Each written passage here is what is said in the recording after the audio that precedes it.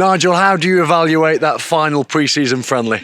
I thought a little bit lethargic today. Tough week against Rotherham and Sheffield United, and a few lads catching up, and it looked like that really with the minutes. But we kept a clean sheet again, and I thought we scored three very good goals.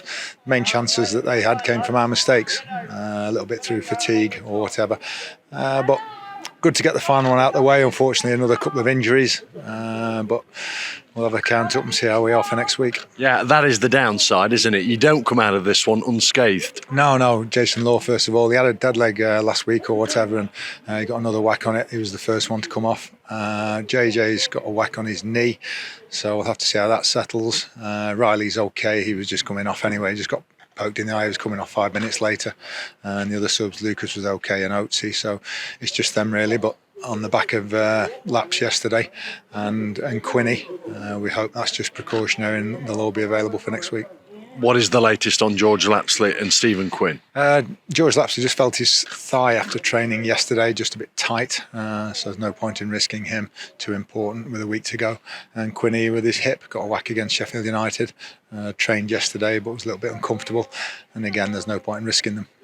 Just for clarity and confirmation, as we speak here and now, 10 or so minutes after the full-time whistle, who will you be without when we face Salford in the big kick-off next Saturday? We'll wait and see. Not 100% sure yet. We think there'll be no Wallace. Not sure about Perchy and everybody else after that. I think there'll be a few doubtful, but I'd say Kieran Wallace is the only one at the moment that's certainly out. The curtain closes on pre-season. What have you got out of it? We've had 5 good games. We're very pleased defensively with that we've only conceded the 1 goal, the corner against Rotherham. We've got away with a couple. We did against Sheffield United and we did again today. I hope that continues well into the season. We're not quite up to speed yet, which we always knew we wouldn't be, with the short break and then a sort of slightly changed pre-season to what we'd normally do. So I think that's going to come in the next few weeks as we get the games under our belt, and I'm glad we've got the 5 substitutions available to us, because I think early season especially we're going to need them. So just the injuries that we've picked up, hopefully they're not too serious, but we can't afford them to be out for any length of time. That's been the main disappointment, but I think we've played pretty well, trying a new system at the moment, and I think new players settling in. I thought Will Swan again looked very good today. Hiram, Boateng, excellent. Again, Christy Pym. So I think the new players that we brought in, most importantly, have improved us, and that's the aim. Are you pleased, therefore, at this moment in time, heading into the new season? Yeah, Danny's gone out to Walsall, so it leaves us with a space if we can fill it. Pleased with James Gale in the last week or so. He struggled a bit early pre-season, but I think he's done well in the games of late. So if we don't get another forward player in, then it might be we'll be using him, which is absolutely fine. Whoever we bring in has to be better than him, otherwise there's no point. So we're generally happy with the squad if we can keep them fit. I think they've got good flexibility and versatility, as you saw again today. We keep using those words, but I think they're very appropriate. A further word, if you may, on Danny Johnson's loan transfer to Walsall, which was announced at 1 p.m. this afternoon. Why a 6-month loan and why Walsall? Walsall were the ones that were keenest on him. There was a couple of options for him, but it just worked out. We couldn't quite get a permanent done, so it's an initial 6 months loan with possibly a view to a permanent, but just hasn't worked out. We had no problems with Danny at all, apart from football-wise, it didn't quite work out. So, we wish him all the best at Walsall. Bit of transfer talk earlier in the week again from Peterborough. Ryan Broom was a man you're interested in, if Barry Fry is to be believed.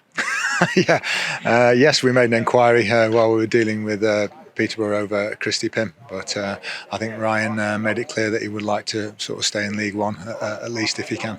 Any latest elsewhere? No, we've had some bids turned down in the last couple of weeks. There's not many players out there. I was talking to Championship clubs and everything, talking to Sheffield United the other night and somebody else from the Championship today, and they said they're finding it difficult to get players in. And it's a knock-on effect. It's a bit like a housing chain, The Premier League are waiting on some. They can't let them out to the Championship, the loans. Therefore, the Championship can't let them out to lower League One and Two. So everybody's waiting. We've said for the last few weeks, there's not that many good players available at the moment, especially out of contract. There's more next summer, but we're pretty happy with what we've got. One more would be nice, but we're happy generally. So at this moment, are you expecting this squad to be the full and final one to go into the Salford match? No, I wouldn't say that. No, there's a chance of one in, one out, or one out and maybe a couple ins. We'll see. But we have got that space with Danny going out. The plan was to get James Gale and George Cooper out on loan because that will benefit their development. So if we can get another forward, a good one, or midfield, just a good player, because we can throw people up front. People forget. Jordan can go up front, Hawks can go up front, as well as Swan, Akins, and Oates. So it's just good players really that you're looking for.